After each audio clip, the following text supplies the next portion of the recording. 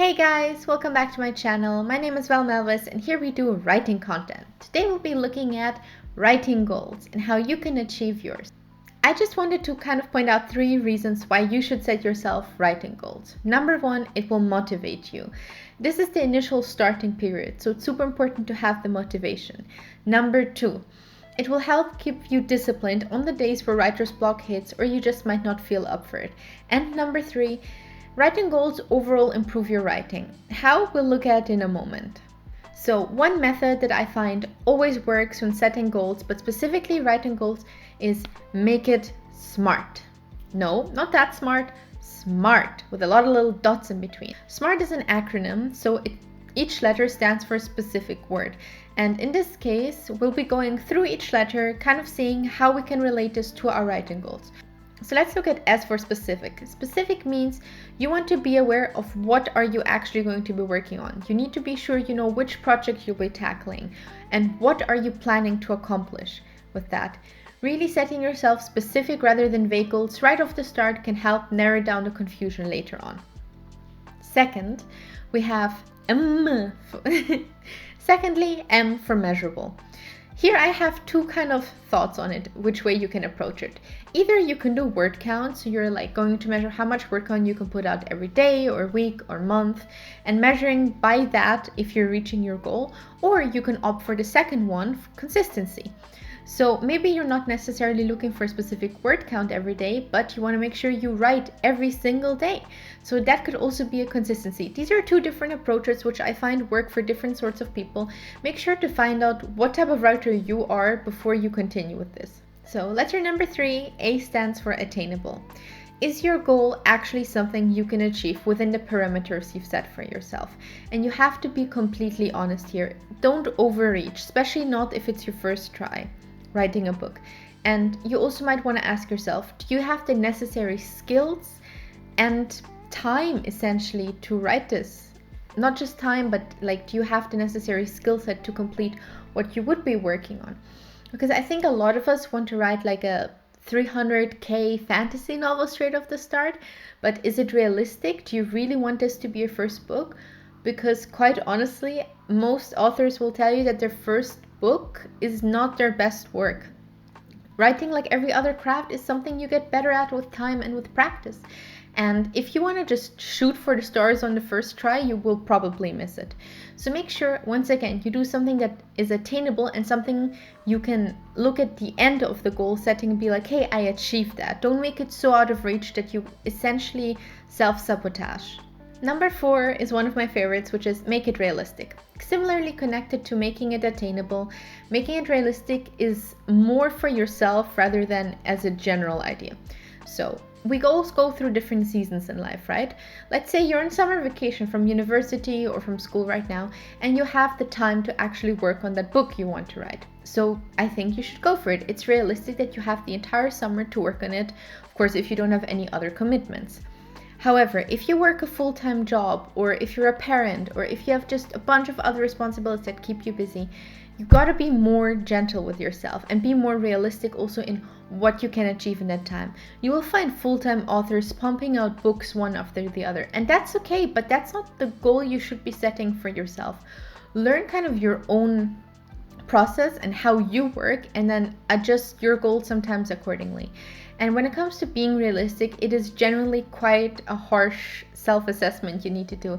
Am I being realistic setting myself this goal? Or am I either, again, shooting for the stars, or am I undervaluing myself? Like, these are the 2 directions you don't want to go in. Like, just try to be as objective as possible. And if you can, invite a friend and their opinion on your project. I think it could be a great help. You also want to make sure that in terms of realism, you can achieve it in the time frame you give yourself, with the skills you have and the resources. Because once again, maybe it's not your skill set that's lacking, but external circumstances get in the way.